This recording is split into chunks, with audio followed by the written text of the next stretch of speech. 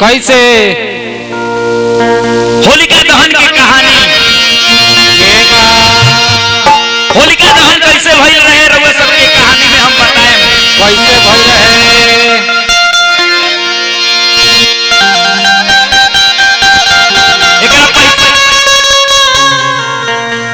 एकरा पहले एगो हम भगवान के भजन से सेवा करतनी रउआ सबके आशा ना विश्वास बा के रउआ सबके कहानी अच्छा लागी। कैसे कैसे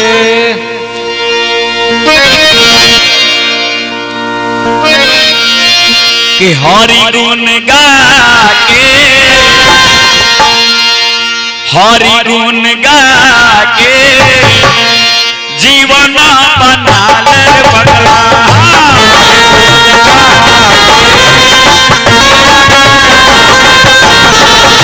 हरि गुण गा के जीवन बना ले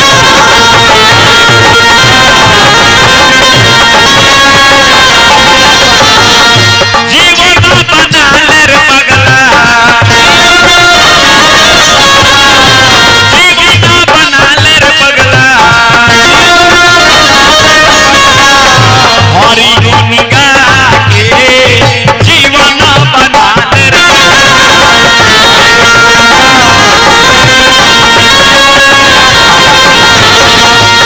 देखी हरि गुण गा के जीवन बना ले रे पगला।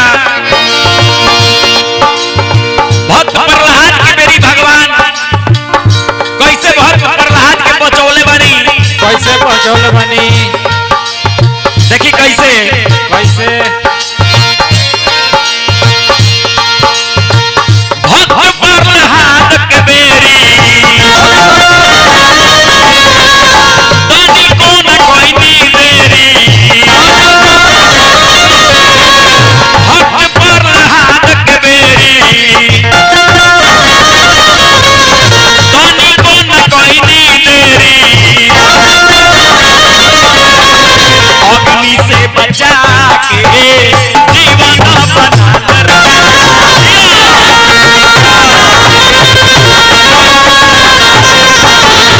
हरि गुण गा के जीवन बना ले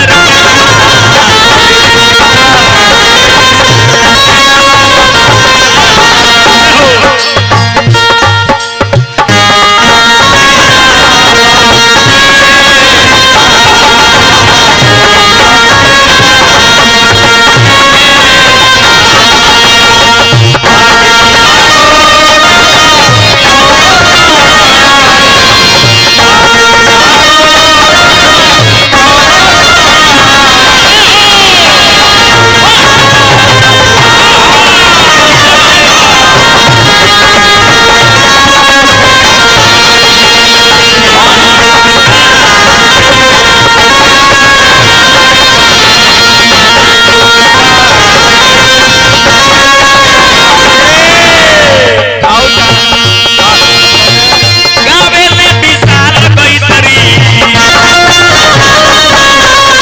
माहुरा हो गईली मिसरी।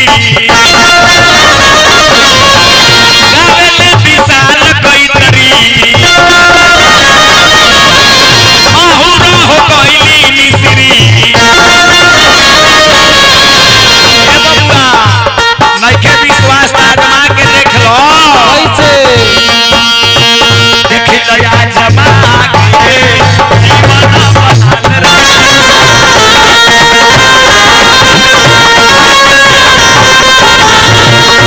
गुण गा के जीवन बना ले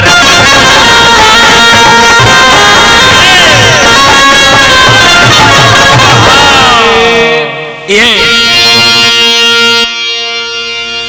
जौना समय भक्त प्रहलाद की भक्ति के परीक्षा भी भगवान ले बानी। एक कहानी में रउआ सभे सुने के मिली। कहानी के पहिल का गीत का कहता रउआ सभे ध्यान से सुन।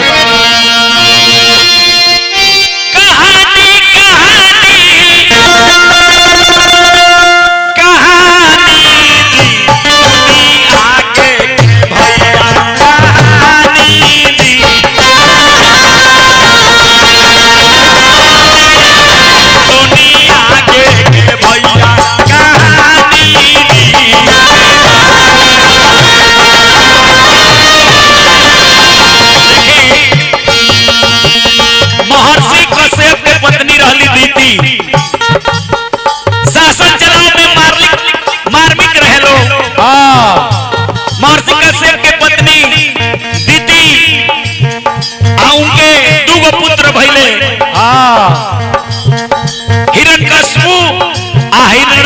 नाम रहे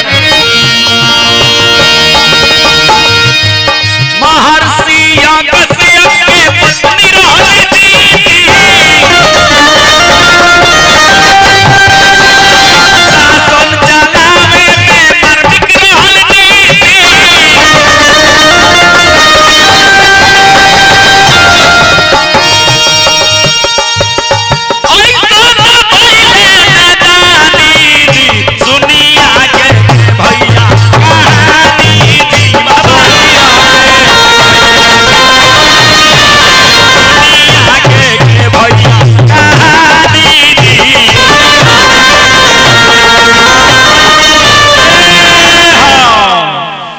आगे की कहानी रहुआ सुनी। वही समय महर्षि कश्यप के दुगो पुत्र भइले। कैसे भइले? जौना के नाम हिरण्यकशिपु आ हिरण्याक्ष रहे। हिरण्यकशिपु बड़ा ही तेज बलशाली रहल। इतना ना बलशाली रहे, तेज रहल कि अपना तेजी के कारण ब्रह्मा जी के पास तपस्या करे चल गई। ब्रह्मा जी के तपस्या लागल करे। तपस्या करत करत कुछ दिन जब बीतल तो ब्रह्मा जी प्रकट होके पूछनी कि तू काहे खातिर तपस्या करत रहो? काहे खातिर?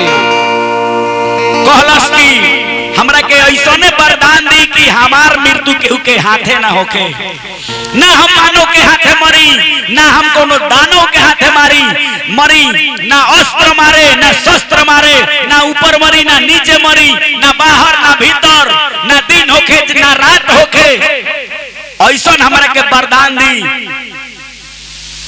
ब्रह्मा जी कहनी कि तथा वस्तु, जा जो तहरा इच्छा है बावे तो हम तहरा के ये वरदान देतनी।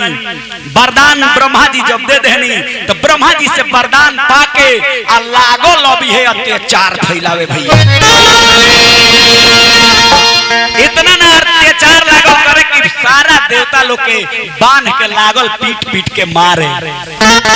जब मारे लागल देवता लोग अत्याचार से भयभीत हो गई। भयभीत जब हो गई तब कैसे की कहानी लागल ठठाक हंसे। अगर दुनिया में भगवान है तो वो मैं हूँ जी। अगर ओकरा सामने विष्णु के नाम ले ओकरा के लागे चहेट के पटक पटक के मारे। हाय हाय हाय लागल कहत हवे का कहता कि दुनिया में के बाबलावा भगवान हमरा से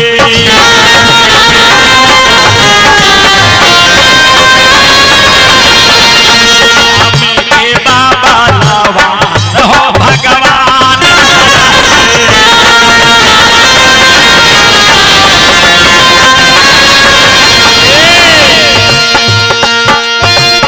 मारे जब ठहाका मुदई हिलई दनासन हो।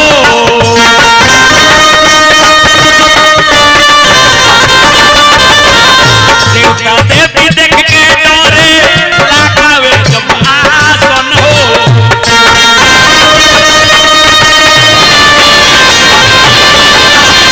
दस लड़ाई घमासान भगवान हमरा से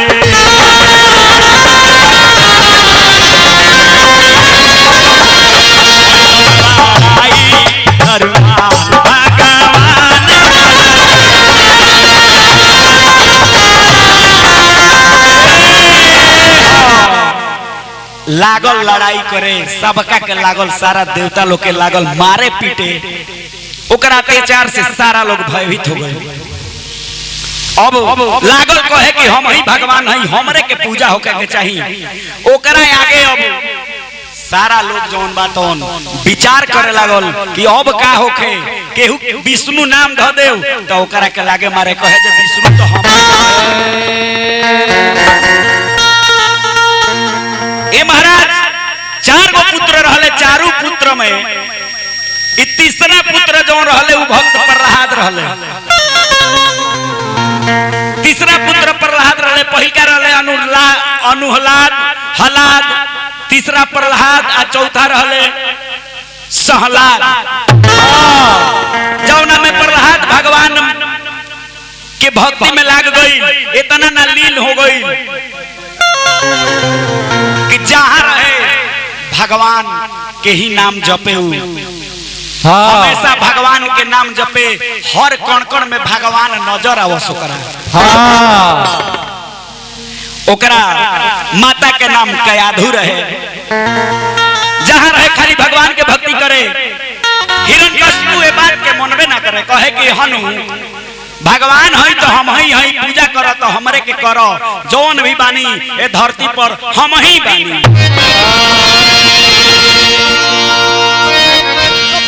मारे लागल मुअली के मार रे की सगरो हाहाकार हो गई। तो पापी मारे लागल मुअली के मार रे की सगरो हाहाकार हो गई।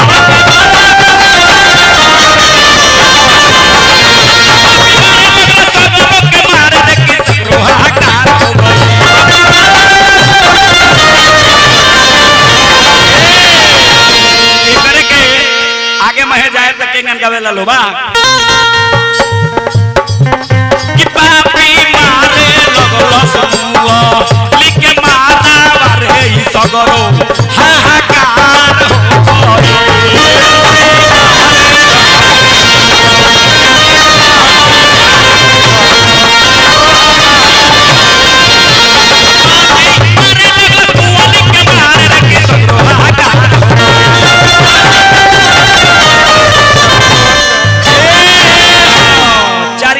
मच गई ए बात के। फिर भी भगवान के भक्ति प्रहलाद ना छोड़ले, कहले कि भगवान सब कुछ में बाने, तिनका में भगवान समाइल बानी। फिर भी ना मनलसु, का कहलो ओकर अत्याचार औरू बढ़ते चल गई। अच्छा नाक से डसवा देहलस, खाना में जहर दिवा देहलस, इतना को देहलस, इतने लेना खौलत तेल जौन रहे उमे डलवा देहलस। फिर भी भगवान के भक्ति कइल प्रहलाद ना छोड़ले, उनकरा कुछौ ना भइल।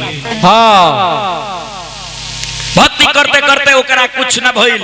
लास्ट में का कइलस कि खाई में, पहाड़ पर से ले जाके खाई में फेंकवा देहलस। भगवान का कहनी कि कमल के फूल पर ओकरा के प्रहलाद के लोक लेहनी।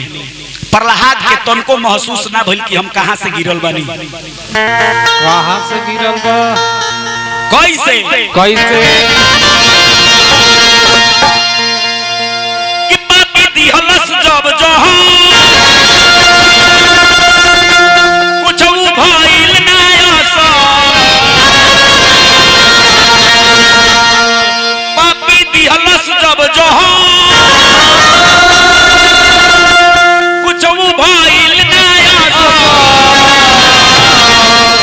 तब भेजी घरवा में नाग डसवा दिहलो, में बगरो डलवा दिहलो।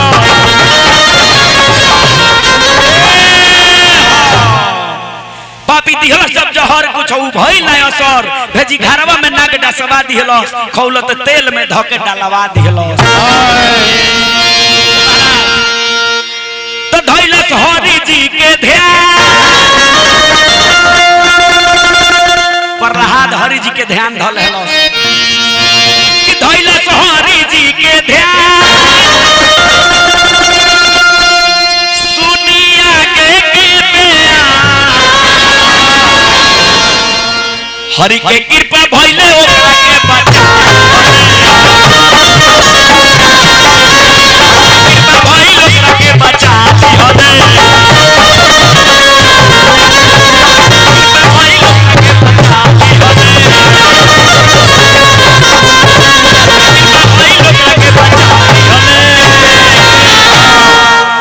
एने हरि जी के कृपा भइल ओकरा के बचा लेले, अपना हृदय में ओकरा के बास दे देले भगवान।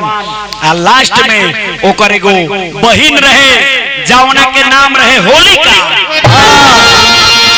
होलिका के वरदान प्राप्त रहे ब्रह्मा जी के तरफ से, एगो ओकरा कपड़ा मिल रहे जौना वस्त्र के, जौना कपड़ा के ओढ़ ली तो आग ओकरा के जला नहीं के सकत।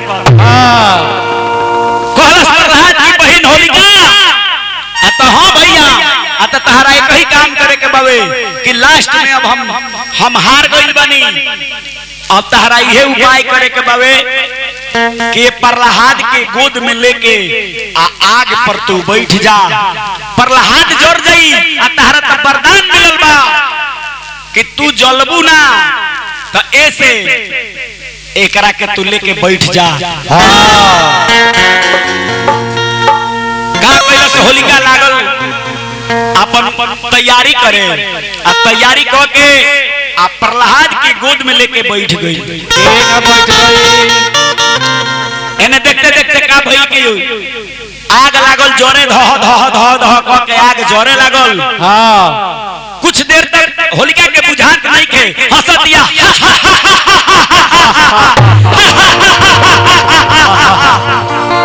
आ देखते देखते ओकरा देही में आग लागल, चरचरा के लागल जोरे जोर जोर भस्म हो गई। आ प्रहलाद उठ के आ लइका उजौन बा तौन चली अइले बबुआ। प्रहलाद जब आपस चली अइल होलिका जल के भस्म हो गईली। आ वही जी से ये होली के जौन बावे होलिका दहन आज हमनी के जौन करे नहीं जा, ये होलिका दहन यही से एकरा के मनावल जाला। कहिया फागुन मास शुक्ल पक्ष पूर्णिमा तिथि के एकरा के मनावल जाला।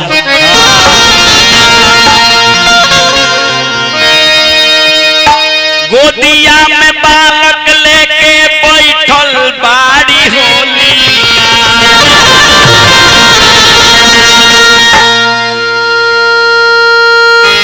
लागी गइल देहिया में आ गए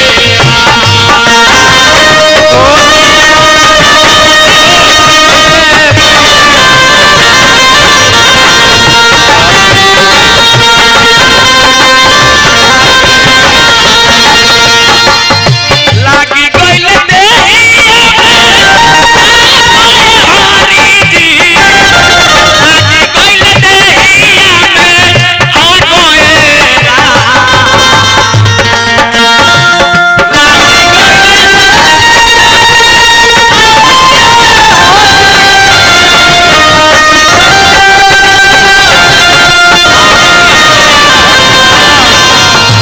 लागी गइल देहिया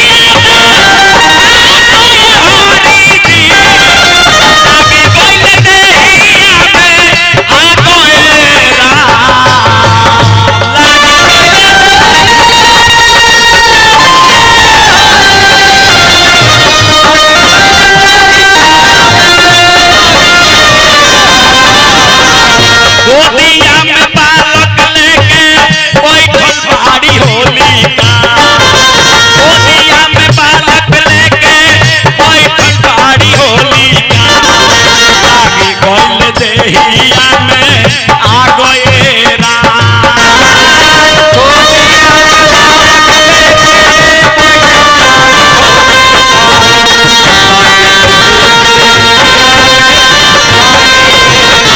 आगे का होता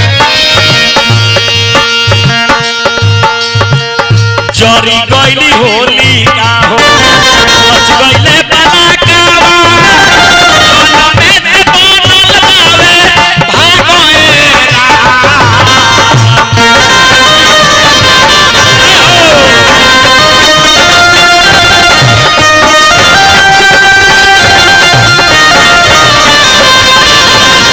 जरी गइली होलिका बच गइले पलाकावा मन में बनल उनकर भागोएरा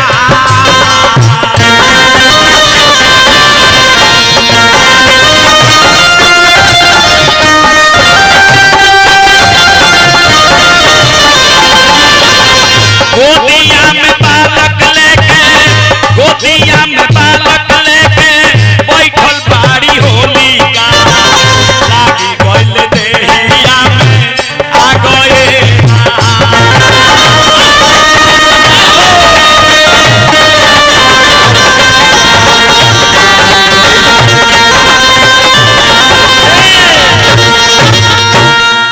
यही जी कहानी हम राखत तनी एक कहानी के रुआ सबके पसंद आई तो हमारा चैनल के नाम बा व्यास विशाल शर्मा इंटरटेनमेंट। हमारा चैनल के सब्सक्राइब कर देम, लाइक शेयर खाली कर देम जरूर भैया। धन्यवाद रही।